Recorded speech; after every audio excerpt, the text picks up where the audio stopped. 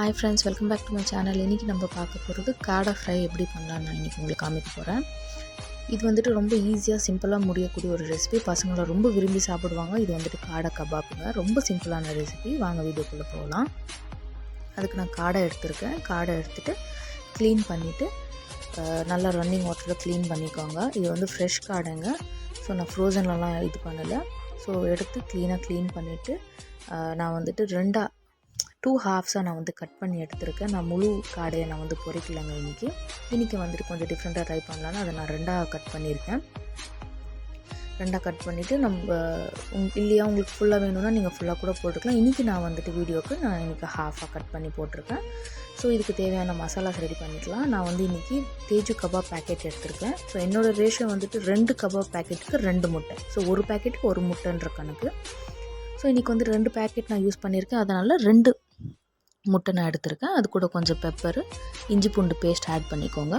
Plus ஒரு half lemon நான் வந்து எடுத்திருக்கேன். இல்லையா உங்களுக்கு இன்னும் கொஞ்சம் புளிப்பு டேஸ்ட் வேணும்னா நீங்கள் ஒரு லெமன் எடுத்துக்கோங்க. அது கூட கொஞ்சம் சால்ட் போட்டுட்டு நல்லா மிக்ஸ் பண்ணி விட்டுக்கோங்க. இன்றைக்கி நான் கையில் மிக்ஸ் பண்ணுறேன்.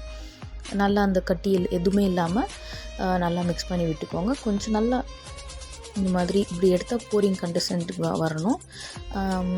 இல்லையா உங்களுக்கு கோட்டிங் வந்துட்டு தின்னாக இருக்குன்னா நீங்கள் இன்னொரு பேக்கெட் கூட யூஸ் பண்ணிக்கலாம். திக்காக வேணுன்றவங்க இன்னொரு பேக்கெட் யூஸ் பண்ணிக்கோங்க. இன்றைக்கி நான் 2 பேக்கெட் எடுத்திருக்கேன். ஸோ 2 முட்டை போட்டிருக்கேன். ஸோ நம்ம க்ளீன் பண்ணி வச்சுருக்க காடையில் நம்ம மிக்ஸ் பண்ணி வச்சுருக்க மிக்சரை நம்ம வந்து மிக்ஸ் பண்ணிவிட்டு மேரினேட் பண்ண ஒரு 5 to 10 மினிட்ஸ் மேரினேட் பண்ணிக்கோங்க. ஸோ இந்த மாதிரி ரெடி ஆகிடுச்சுங்க. உங்களுக்கு தின்னாக இருக்குன்னா நீங்கள் இன்னொரு பேக்கெட் யூஸ் பண்ணிக்கோங்க. கொஞ்சம் திக் கோட்டிங் வரும்.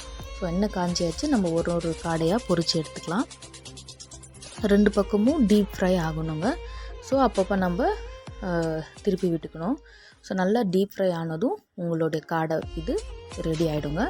அது கூட கொஞ்சம் ஆனியன், லெமன் ப்ளஸ் அந்த கோரியண்டர் லீஃபை நீங்கள் ஸ்ப்ரிங்கிள் பண்ணி சாப்பிட்டிங்கன்னா அவ்வளோ அட்டகாசமாக இருக்கும். அவ்வளோ டேஸ்டியாக இருக்குங்க. சிம்பிளான ரெசிபி. பசங்களை ரொம்ப விரும்பி சாப்பிடுவாங்க. அது ரொம்ப கிறிஸ்பியாக இருக்குங்க. நீங்கள் வீட்டில் ட்ரை பண்ணி பாருங்கள்.